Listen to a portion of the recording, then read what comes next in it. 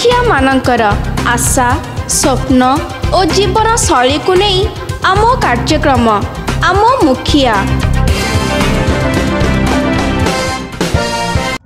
वर्तमान निर्वाचन समय आसी जाइए तो जो जो दल रे वर्तमान प्रार्थी मानकर टिकेट फाइनाल होती से माने निज निजर रणकौशल केमती करेंगे कौन करेंगे सब चेष्टा चलई आमे वर्तमान आज आसी पहुँचीचु भद्रक निर्वाचन मंडली आम जो सांसद प्रार्थी अच्छा भारतीय जनता पार्टी अभिमन्यु सेठी जे कि गत निर्वाचन रे आपणकर राजनीति रे पाद देइथिले बहुत भल संगठक हिसाब रे तांकर ना अच्छी वर्तमान परिस्थिति रे तांको आउ थरे मध्ये एथर 2024 रे टिकेट मिली आसतु तांको सहित सीधा सड़क आलोचना करवा कौन कहिबे किभली भाव से जनसाधारण आशा रखिंट कौन रणकौशल आपणइचंती कौन मुद्दा रखिंट। सर नमस्कार आम एकाम्र भारत को आपन को स्वागत करुचु।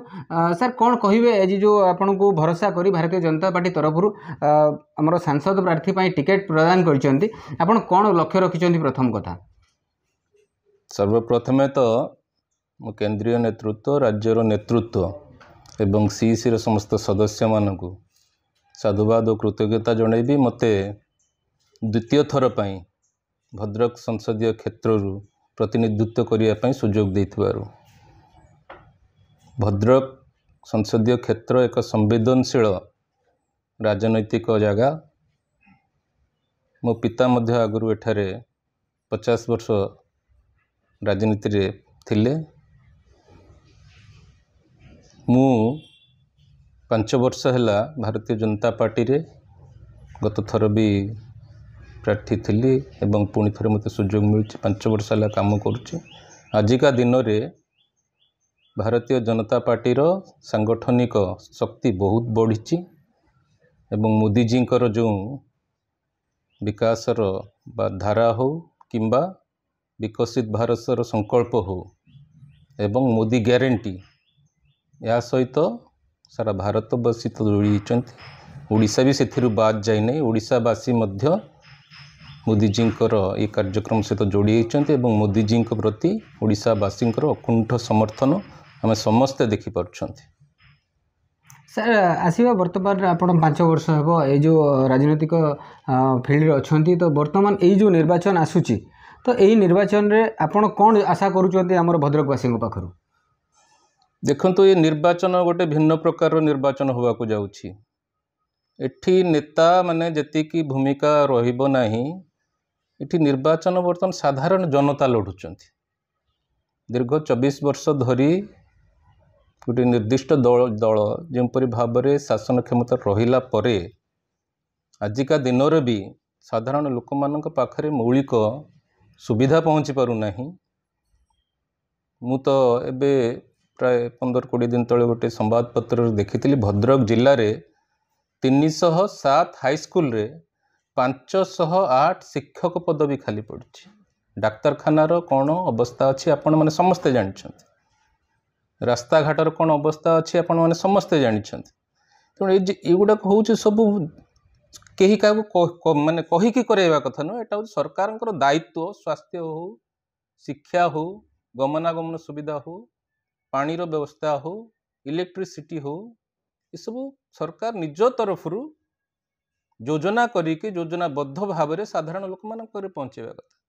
किंतु आजिका दिन रे भी जदि 307 हाईस्कल 508 शिक्षक पद भी केवल भद्रक जिले में खाली पड़ी अन्य कौन सारा ओडिशा सारा कौन स्थिति थो ये अनुमान कर।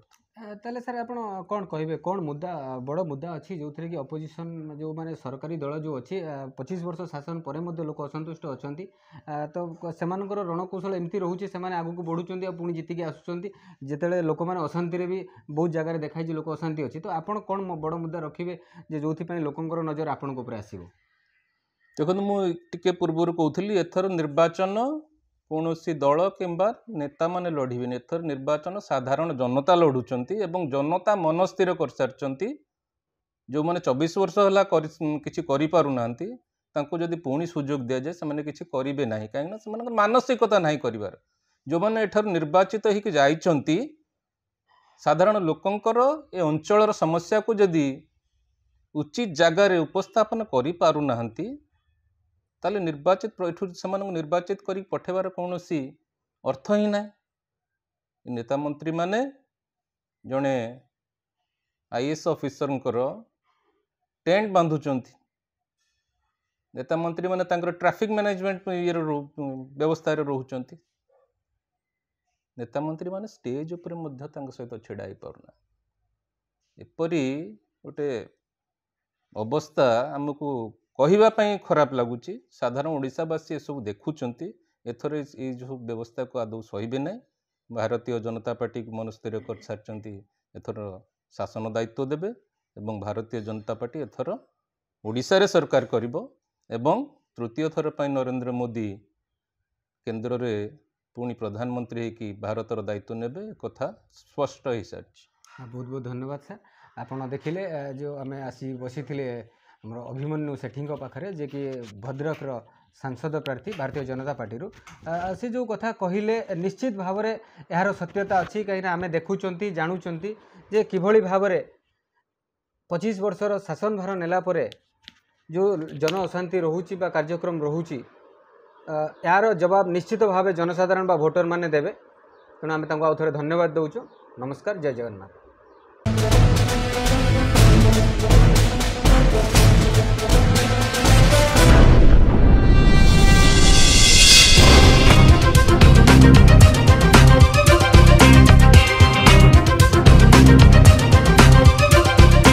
मुखिया मानकर आशा स्वप्न और जीवन शैली को नहीं आम कार्यक्रम आम मुखिया।